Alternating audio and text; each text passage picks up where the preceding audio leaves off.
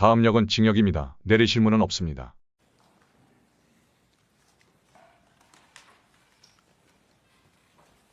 예, 먼저 그 증인 진술조서 20쪽을 제시하겠습니다.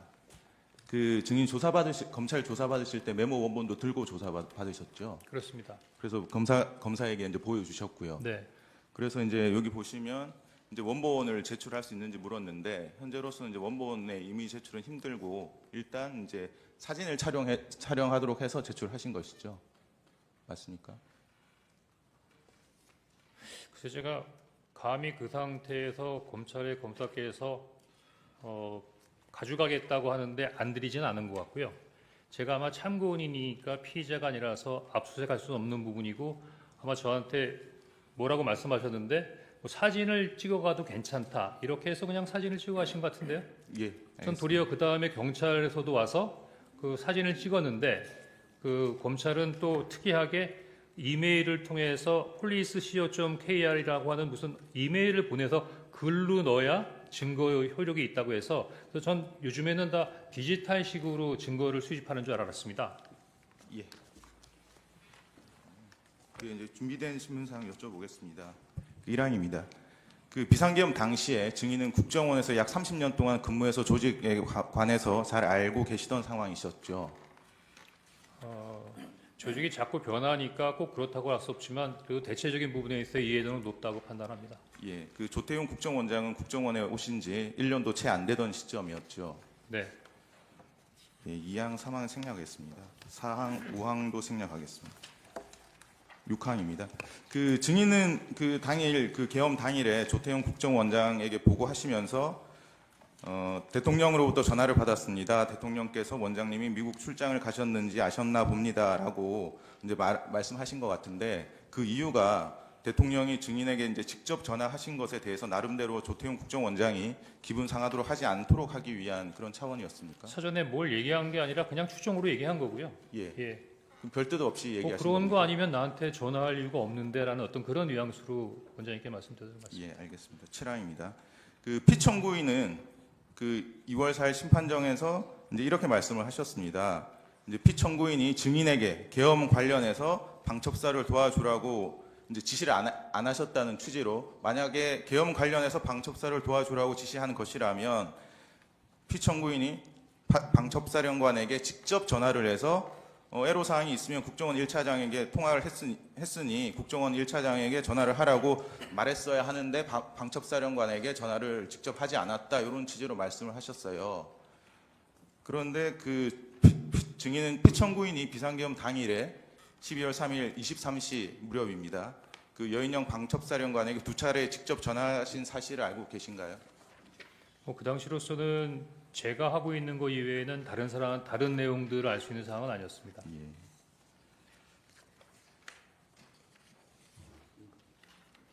예, 제시는 생략하겠습니다. 그 여인영 사령관은 검찰 조사에서 이제 피청구인이 계엄 선포 이후 2번 정도 여인영에게 전화를 했고 오후 11시 조금 넘어서인 것 같다 이렇게 진술을 했습니다. 증인이 여인영 사령관과 통화할 당시에 여인영 사령관이 피청구인과 통화한 사실을 증인에게 얘기하지는 않았습니까?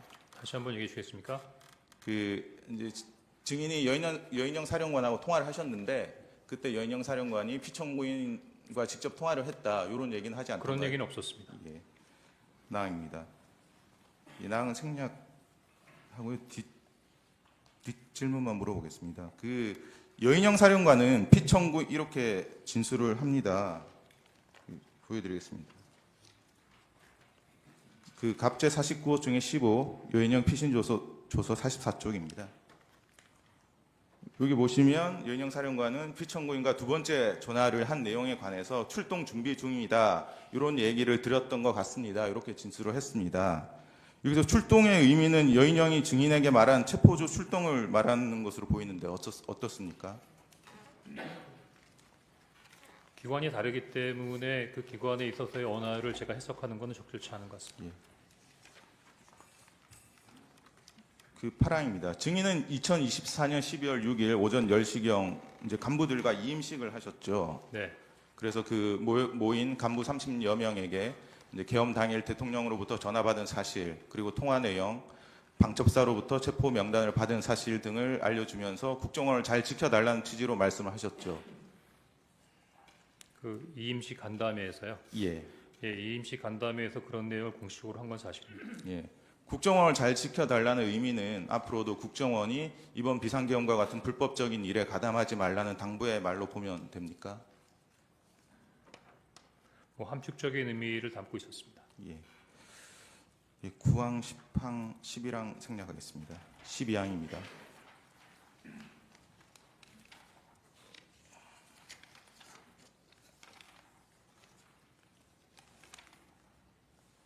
일제 171호증의 1 메모를 제시하겠습니다.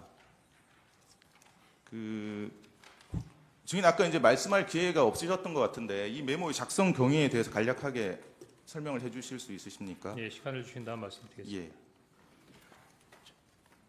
제가 전달했던 첫 번째 거를 올려주시고요.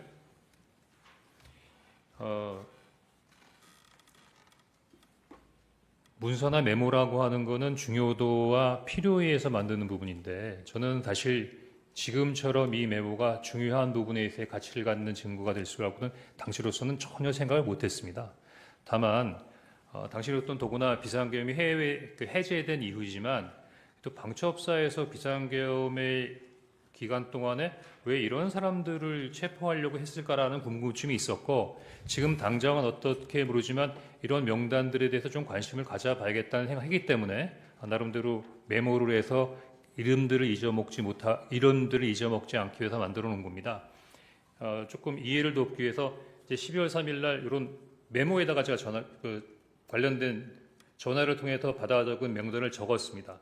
여기 아마 처음에는 한 10명 정도였던 것 같고 그다음에 제가 기억을 해서 12명 정도를 추가했던 것 같습니다. 그리고 2명 정도는 잘 기억이 안 났고 나중에 한두 명 정도가 더 있지 않나 해서 시간이 지나면서 자꾸 이렇게 좀 기억이 왔다 갔다 하더라고요.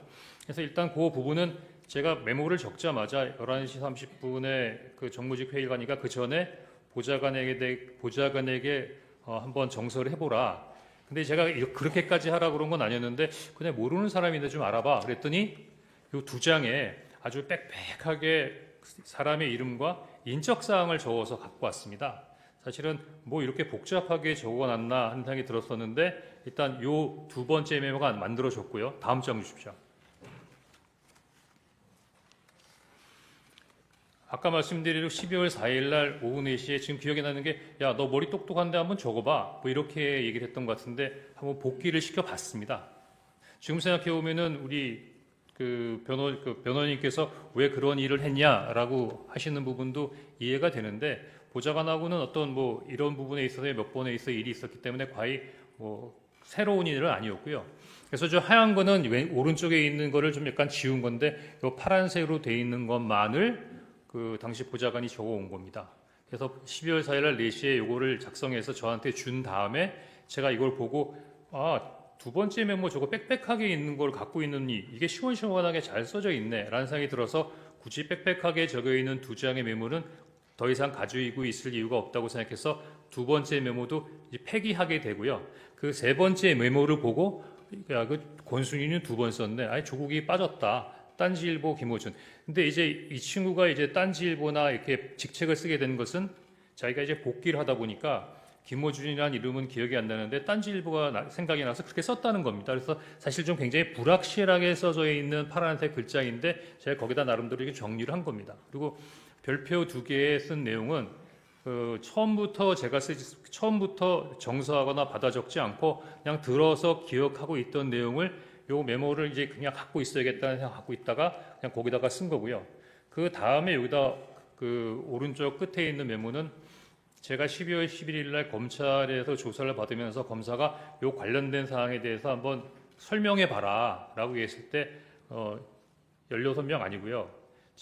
지금 여기 뭐 14명이라고 그랬는데 12명밖에 없지 않느냐 그렇게 얘기하길래 제가 처음에는 기억이 안 났지만 물리면 그 선관위 관계자, 선관위 명단 이렇게 쭉 하다 보니까 그때 생각이 나서 조혜주하고 양정청이라는 명을 2개를 추가했고 요 밑에 생각 안 나던 이름 2개를 제가 썼던 건데 그때는 특별한 의미 없이 했던 행위들이 이렇게까지 설명드려야 되는 사항이 됐던 것 같습니다. 이상입니다. 그 12월 4일 그 이제 가필하신 부분, 이제 파란색 부분은 보좌관의 글씨고요. 네, 그 아래쪽에 이제 축차 검거, 뭐 위치 추적, 감금 조사 이런 부분은 증인이 12월 4일 날 오후에 보좌관이 그 기억나는 대로 쓰신 이후에 12월 4일에 그렇습니다. 가필하신 건가요? 예, 그 증인은 이 심판정에서뿐만 아니라 여러 수사기관에서 이 메모가 보좌관에게 명단을 다시 쓰게 해서 작성한 것이라고 일관되게 진술을 하셨죠. 그렇습니다. 예. 그 갑제 49호 중에 15 여인형 피신조서 15, 16, 18쪽을 제시하겠습니다. 그 여인형 사령관은 검찰 조사에서 체포자 명단이 언론에 보도된 14명이 맞을 것 같다라고 진술을 하셨고요.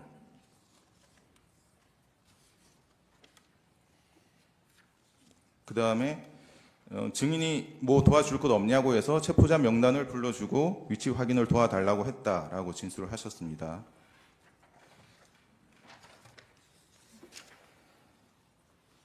그리고 홍장원에게 요청한 위치 추적 대상자가 조지호 경찰청장에게 요청한 위치 추적 대상자와 동일한 것 같다라고 진술을 하셨습니다.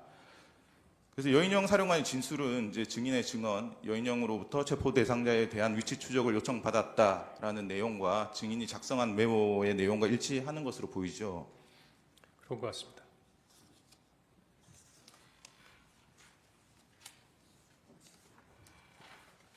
그리고 갑제 49호 중에 20 여인영 사령관 피신조서 8쪽 12쪽을 제시하겠습니다.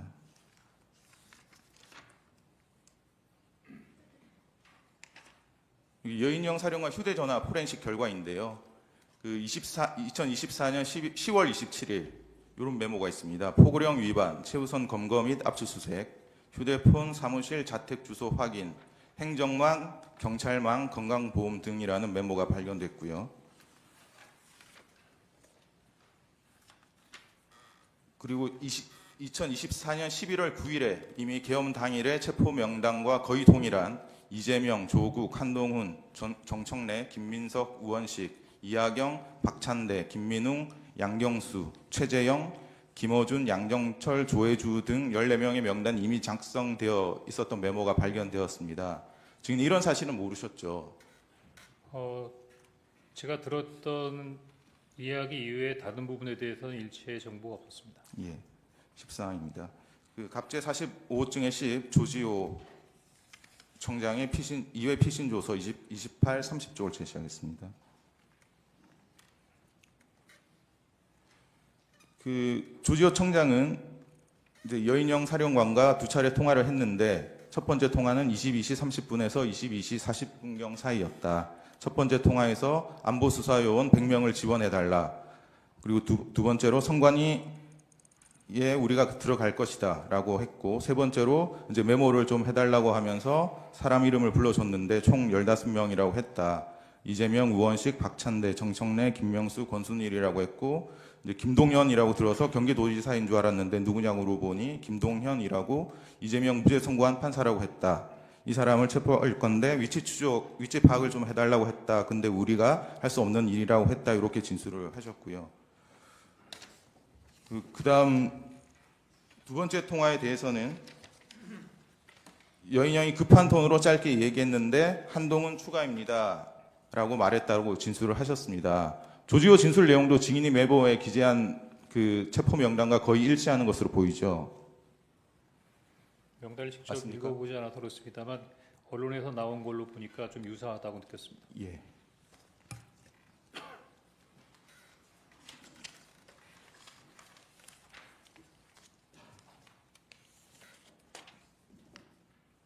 다시 171호증의 1 메모를 제시하겠습니다. 여기 이제 증인 보시면 14명, 16명이라고 기재되어 있는데 이 부분은 체포 대상자 인원수를 기재한 것인가요? 그렇습니다. 인원수를 이렇게 그러니까 체포 대상자라고 불러줬던 명단의 인원수를 예. 14명에서 16명 정도가 되겠다라고 기억해서 적어놓은 것입니다. 예. 그 16명 밑에는 밑줄이 있는데 이건 어떤 취지로 그으신 건가요? 16명까지일까? 예. 그 이제 기재한 인원은 12명으로 보이는데 나머지 2명 혹은 4명은 기억이 나지 않아서 이제 못 적으셨다는 것이죠. 제가 그 12월 6일 날 이 얘기할 때부터 2명이 기억이 안 나더라고요. 예. 근데 한 사람은 성관이 관계자라고 했고 한 사람은 아마 양 뭐라고 들었던 것까지는 기억이 난다고 하는데 누굴까 한동안 기억을 못했던 것 같습니다. 15항입니다. 그 갑제 49호 중에 15 여인형 피신조서 15쪽 16쪽을 제시하겠습니다.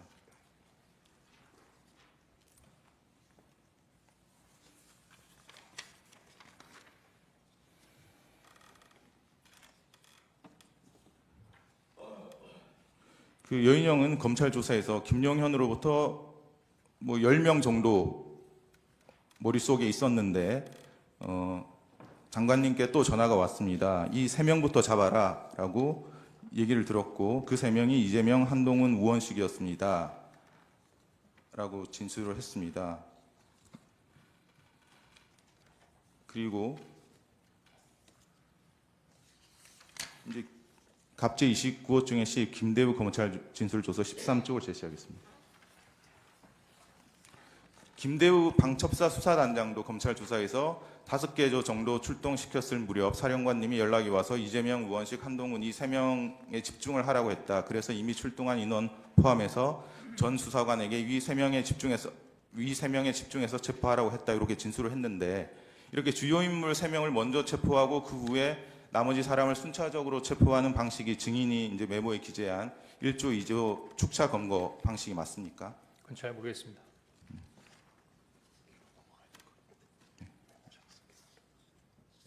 이제 16항 생략하겠습니다. 18항도 생략하고요. 메모 작성 경위에 관해서 여쭤보겠습니다.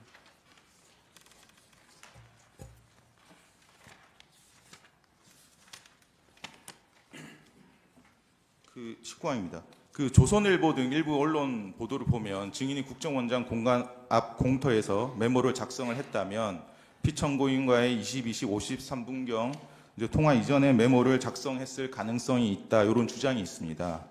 그 증인이 피청구인과 22시 53분경 통화 직전인 22시 46분경 여인형과의 통화를 한 것이 유일한데 이때 여인형으로부터 체포 명단을 들었습니까?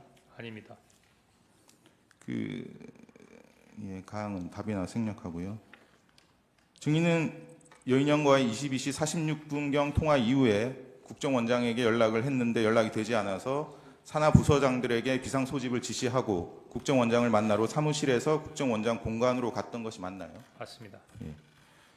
국정원 사무실에서 국정원장 공간까지는 자동차로 약 3분 거리라고 하는데 맞습니까? 네.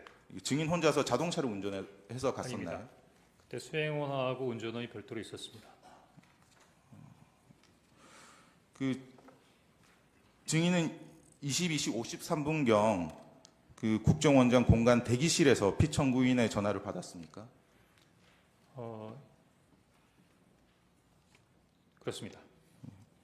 그 당시에 국정원장의 공간 비서실 직원이 증인이 전화하는 모습을 볼 수 있었다고 하던데 맞습니까? 그렇습니다.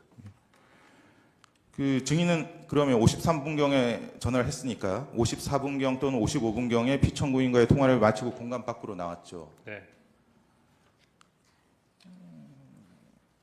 이제 증인이 이제 지난 증인 신문 때는 22시 58분경과 23시 06분경 여인형과 2차례 통화를 했는데 이제 두 통화의 시간 차이가 8분밖에 되지 않고 그래서 통화 장소와 통화 내용을 정확하게 구별하지 않고 이제 축약해서 통화 내용을 섞어서 진술한 것으로 보이는데 맞습니까? 예, 방금 설명드린 대로 그렇게 진술을 했습니다. 네. 그러면 증인이 기억하는 22시 58분경과 23시 06분경의 통화 내용을 구별하면 어떻게 다릅니까? 마침 조서를 보니까 여인영 사령관도 제가 일반 폰으로 전화했고 보안 폰으로 바꾸자 그랬었는데 처음에 전화해서 국회 봉쇄 얘기가 있었고 위치 추적하자는 얘기가 있었고 체포자 명단을 불러주겠다고까지 했습니다. 근데 체포 명단을 그때 받아 적으려고 준비를 다 하고 있는데 가만히 생각해 보니까 일반 폰으로 서로 통화하고 있는 거예요. 그래서 이거 약간 좀 예민한 것 같으니까 보안 폰으로 바꾸자라고 했죠.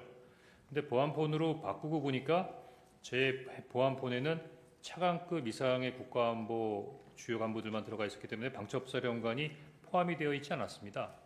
그래서 그래도 방첩사령관한테 보안폰으로 연결하려다 보니 그건 개인이 입력할 수 있는 게 아니라 뭐 통신실이나 특별한 그 담당하는 부서에서 입력을 시켜야 되는 부분이라 보안폰으로 전화할 수가 없었습니다.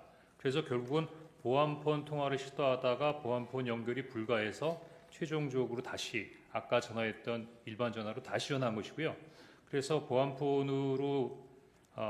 보안폰이 연결이 안 된다. 그래서 사람을 보내라 이렇게 된 거고 지금 바빠서 사람을 보낼 수 없다고 해서 그냥 불러주는 명단을 그때부터 받아줬게 된 거였습니다. 그러니까 22, 58분경에는 이제 네. 보안폰으로 연결까지 하려다가 안 돼서 안 됐고. 이제 사무실로 이제 복귀를 하셨고 그렇습니다. 사무실로 복귀하신 이후에 예. 23시 06분경 이제 통화를 다시 여인영 사령관과 해서 체포 명단을 들으셨다는 말씀이시죠?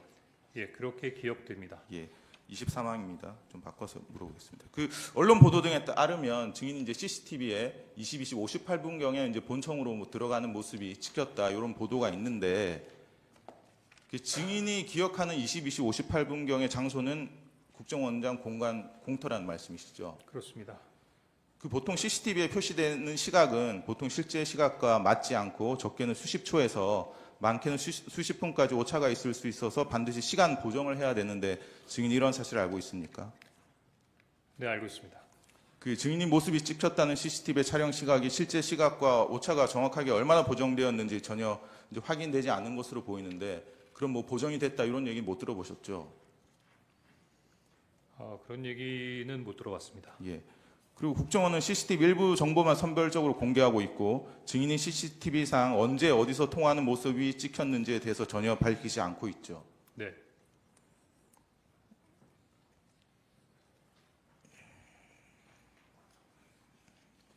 24항 생략하겠습니다. 25항도 생략하겠습니다.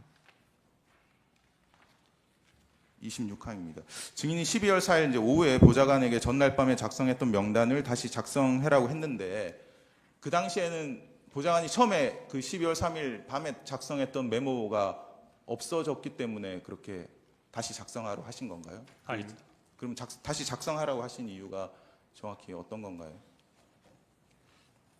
12월 4일 오후에 그 명단을 쭉 보고 있으니까 계속 그 두 명이 생각이 안 났던 부분이 머리를 맴돌았고 한두 명 정도가 더 있을 텐데라는 생각이 들었는데 다시 여인영 사령한테 물어볼 수 있는 상황은 아니었기 때문에 혼자서 이렇게 할까 저렇게 할까 하다가 뭐 특별한 의미는 없지만 보좌관에게 야 너 머리 좋으니까 뭐 다시 써봐라 하고 얘기를 했고 사람이 어떤 일을 할 때 꼭 한 가지 이유로만 얘기하지 않지 않습니까? 사실은 첫 번째 메모를 그 두 장으로 나눠서 써온데 사람 이름에 가로 열고 뭐뭐뭐 해갖고서는 아주 빽빽하게 나서 어떻게 보면 보기가 어려울 정도로 복잡한 메모라 이거 버리고 새로 써야겠다는 생각을 했었는데 마침 이제 보좌관이 들어오길래 너 머리 좋으니까 한번 이름만 다시 한번 시원시원하게 써봐. 하여튼 뭐 이런 식으로 얘기를 했던 것 같습니다. 예. 그래서 그 파란색 볼펜으로 이렇게 이름하고 본인이 기억하려다가 기억하지 못한 부분을 직책으로 해서 이렇게 한 10명 정도를 기억해서 썼던 것 같습니다. 예. 그러면 12월 3일 밤에 작성한 체포 명단과 12월 4일 오후에 작성한 체포 명단이 동의를 합니까? 명단은 다 동일합니다. 예. 의제 127호증의 1, 이제 홍장원 검찰 제출 자료 21에서 25쪽을 제시하겠습니다. 요 메모들이 있는데요.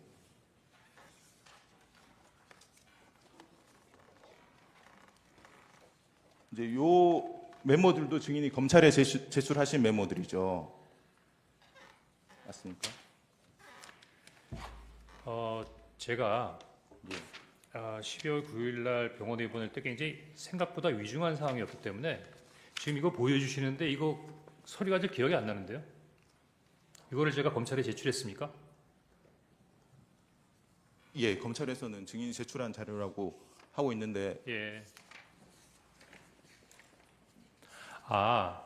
이제 당시에 그 상황이 끝나고 난 다음에 그 상황을 좀 정리하기 위해서 메모를 해놨던 것 같긴 합니다. 예.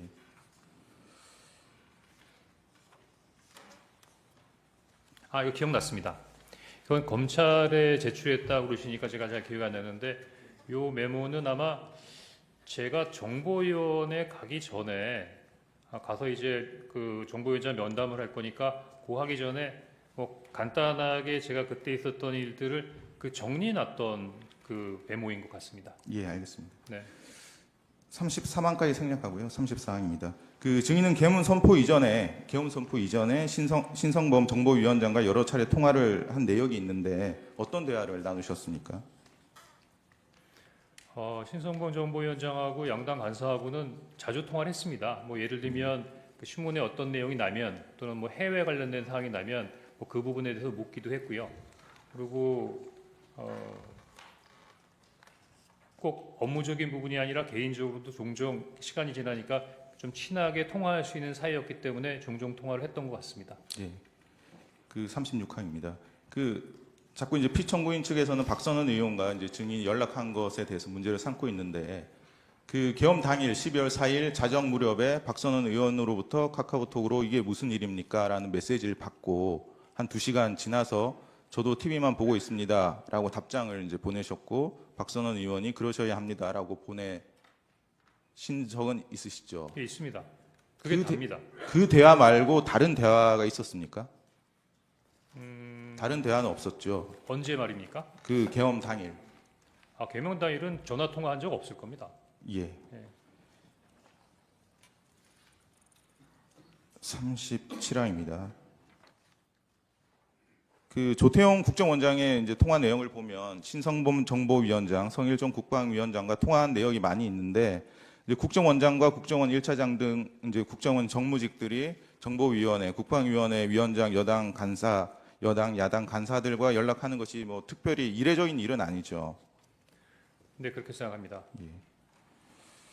그 이제 피청구인 측에서는 이제 증인이 계속 야당 쪽과 연락한 것을 이제 이상하게 탄핵 공작이다 이렇게 주장을 하고 있는데 그 조태용 국정원장의 통화 내역을 보면 일제 133호증입니다. 그 계엄 전날 12월 2일 17시 51분경에 이제 영부인과 문자 메시지도 주고받고요. 그리고 계엄 당일인 12월 3일 오전 09시 49분경에도 메시지를 주고받습니다. 그 이례적인 것으로 치자면 국정원장이 영부인과 업무적이든 사적이든 연락을 주고받는 것이 훨씬 더 이례적인 일 아닙니까? 제가 평가할 사항은 아닌 것 같습니다. 예. 또 피청구인 측에서는 이제 증인이 인사청탁을 했다 이렇게 주장하고 있는 사실 알고 계시죠? 사실무근입니다. 그 증인 김상민 국정원장 법률특보 아시나요? 예, 본 적 있습니다. 그 김상민 법률특보의 임명 경위에 대해서 알고 계십니까? 법조계 인물이기 때문에 오셨다? 뭐 이렇게 정도만 알고 있습니다.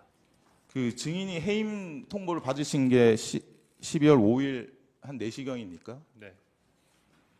그 조태용 국정원장 통화 내역 보면 김상민 법률특보와 12월 5일 이렇게 15시 41분, 16시 48분, 17시 34분, 17시 49분 이렇게 4차례 이제 통화를 주고받은 내역이 있습니다. 마침 이때가 이제 증인의 경질 통보를 받은 그 시점인 것 같은데요. 혹시 증인은 국정원장으로부터 법률특보와 상의를 해서 증인의 해임을 결정했다 이런 얘기 들으신 적 없으신가요? 그건 아니고 아마 당시에 저만 경질된 게 아니라 기조실장도 같이 교체한다는 얘기가 있어서 그 기조실장의 후임으로 김상민 특보가 온다는 얘기가 있었습니다. 예, 39항은 지난번 증인신문에 했었는데 질문을 안 한 내용이어서 좀 여쭤보겠습니다. 그 지금 국정원이 이제 수사권 없어졌지만 북한에 관한 정보, 방첩에 관한 정보, 간첩이나 국가 안보 침해에 관한 정보를 수집하고 배포하는 국정원의 역할은 변경되지 않았죠. 네. 그리고 그 국정원은 국정원법에 따라서 국가안보와 국익에 반한 활동을 하는 내국인을 발견하고 추적하는 체계와 시스템도 갖춰놓고 있죠. 내국인이라고 하셨습니까? 예, 국가안보와 국익에 반하는 활동을 하는 내국인을 발견하고 추적하는 체계와 시스템을 갖춰 놓고 있지 않나요? 예, 반국가적인 부분이라면은 안보수사국에서 그런 부분들에 대한 추적 활동을 할 것으로 생각됩니다. 그리고 국정원은 이제 수사권은 없어졌지만 이제 현장 조사, 문서 열람, 시료 채취, 자료 제출 요구, 진술 요청 등을 할 수 있는 조사권이 2024년 1월 1일부터 새로 신설돼서 시행되고 있는데 그 사실 알고 계시죠? 예, 조사권은 있다고 알고 있습니다. 네.